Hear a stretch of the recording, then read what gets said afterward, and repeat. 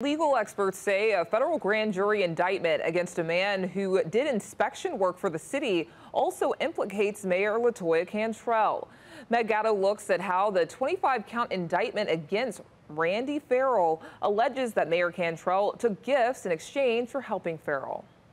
The federal wire fraud and honest services fraud indictment against Randy Farrell refers to public official 1, who Fox 8 has confirmed is Mayor Cantrell, 49 different times. It looks like what they described is a classic quid pro quo, and she's on the other side of that quo. So if it is her, that person could very well have a lot of problems. The unanimous grand jury believes Farrell provided items including thousands of dollars worth of Saints tickets, an iPhone, and a meal at a steakhouse in exchange for influencing Cantrell's decisions in favor of Farrell's interests. Fox 8 legal analyst Joe Responti says the indictment could implicate the mayor in criminal activity. She's implicated because she received goods and services, tickets and phones, in exchange for her doing an act to benefit this man in her official capacity. Those alleged benefits included Farrell conspiring with Mayor Cantrell to have the former deputy director of the city's Safety and Permits Department, Jennifer Cecil, fired after she became suspicious that Farrell was receiving kickbacks and falsifying inspections on city work. The indictment lays out that Farrell, on behalf of his inspection company, IECI, was registered as an official third-party inspector for the city and hired other inspectors, but was also invested in 2 commercial construction companies. It says when Cecil became suspicious of Farrell's actions, she reported those concerns to the director of Safety and Permits. The indictment says when Farrell found out, he colluded with businessman 1, who sources say is Fouad Zeton, a close associate of Cantrell, to have Cecil fired. The indictment cites text messages between Farrell and Zeton saying, quote, "This should be easy for public official 1 to make happen." Prosecutors say Farrell then purchased 17 tickets to the 2019 NFC Championship game for Cantrell and her family to attend. The cost, nearly $6,000. Federal investigators say text messages show Farrell and Zeton talked for several months about having public official 1 remove Cecil from her post.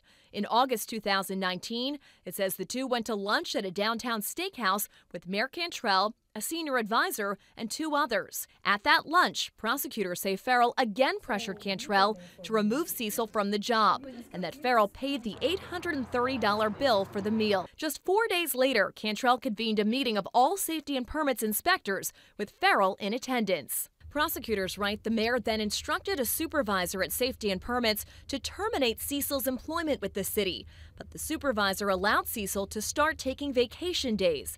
Eventually, Farrell received a text from a city employee that showed Cecil's out-of-office reply. The indictment says he forwarded that message to Zeton, writing, quote, "The expletive is gone." It's a quid pro quo. It's one side and the other side of a deal, of a scheme. And they've indicted this side, and you're waiting for that other shoe to drop. The indictment also references public official 2, who sources have confirmed to Fox 8 is City Chief Administrative Officer Gilbert Montano. It says Montano supervised the Safety and Permits Department through a subordinate. The indictment alleges Farrell and his company worked to submit hundreds of fraudulent permit applications for unlicensed electricians, who then paid Farrell bribes. That included working with, quote, licensed electrician 1 to create fake documents to make it appear that the electrician did work on over 50 properties. Prosecutors say the director of Safety and Permits at the time, Zach Smith, had requested a meeting with Montano after noticing an unusually large number of permits all approved by a third-party inspector, and that Smith sought to seek a suspension hearing for licensed electrician 1. The indictment says when the electrician was asked for documentation, the electrician and Farrell colluded to falsify documentation. The indictment alleges Montano asked Zeton for tickets to the college football national championship game, which the indictment says Farrell purchased and Zeton gave to Montano. It refers to the scheme and then the offense, and the scheme is that public official number 2, which you all have ascertained is him, received tickets, things of value. Now, having said that, somewhere down the line for this to be considered anything, you have to show a quid pro quo, and that has not been alleged so far in this. But they're making inferences for whatever reason, in this particular indictment of this guy.